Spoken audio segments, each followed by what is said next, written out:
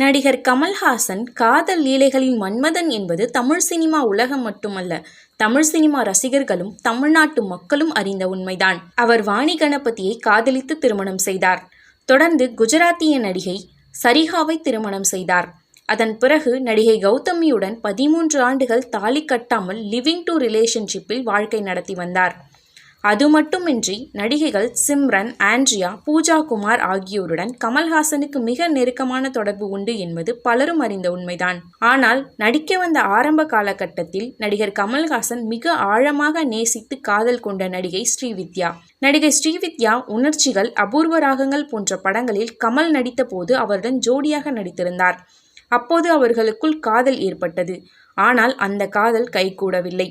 சில ஆண்டுகளுக்கு முன் டிடியின் ஒரு நிகழ்ச்சியில் ஸ்ரீவித்யாவுடன் கமல் இருந்த புகைப்படங்களை பார்த்த கமல், இந்த புகைப்படங்கள் எடுக்கப்பட்ட போது எனக்கு வயது 19 தான். இந்த காலகட்டத்தில் என் திறமைகளை உணர்ந்து சொன்னவர் திறமையானவராக இருந்த ஸ்ரீவித்யா தான் என்று குறிப்பிட்டார். அப்போது குறிப்பிட்ட டிடி அன்பு தோழியா என்று கேட்க, தோழியெல்லாம் இல்லை, காதலிதான், இதுல எந்த சந்தேகமும் வேண்டாம் என்று வெளிப்படையாக கூறியிருந்தார் நடிகர் கமல்ஹாசன். ஆனால் எங்களுடைய காதல் கல்யாணத்தில் தான் முடிய வேண்டும் என்ற அவசியம் இல்லை, எப்போதும் அந்த அன்பு இருக்கும் என்று கமல்ஹாசன் அப்போது குறிப்பிட்டு பேசினார். அதேபோல் நடிகை ஸ்ரீவித்யா ஒரு நேர்காணலில் பேசிய போது, நாங்கள் இருவரும் காதலித்தது ஒட்டுமொத்த தமிழ் சினிமா உலகுக்கே தெரியும். ஆனால் ஒருமுறை என் அம்மா என்னையும் கமல்ஹாசனையும் அழைத்து உட்கார வைத்து பேசி, உங்கள் இருவருக்கும் நல்ல எதிர்காலம் உள்ளது, வளரும் இந்த காலகட்டத்தில் திருமணம் செய்து அதை கெடுத்துக்கொள்ள வேண்டாம் என்று எங்கள் திருமணத்திற்கு மறுத்துவிட்டார். இதனால் கமல்ஹாசன் கோபித்து கொண்டு எழுந்து போய்விட்டார். அதற்கு பிறகு என்னிடம் அவர் பேசவே இல்லை.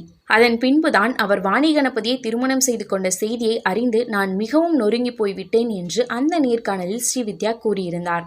சில ஆண்டுகள் கழித்து ஜார்ஜ் என்பவரை ஸ்ரீவித்யா மதம் மாறி திருமணம் செய்து கொண்டார்.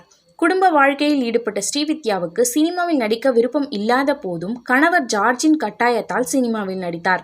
ஒரு கட்டத்தில் கணவருடன் ஏற்பட்ட கருத்து வேறுபாடு காரணமாக அவரை விவாகரத்து செய்துவிட்டு மீண்டும் சினிமா படங்களில் அம்மா, அக்கா கேரக்டர்களில் ஸ்ரீவித்யா நடித்தார். அப்போது ஒரு கட்டத்தில் ஸ்ரீவித்யா புற்றுநோயால் பாதிக்கப்பட்டு திருவனந்தபுரத்தில் 2006ஆம் ஆண்டு உயிரிழந்தார்.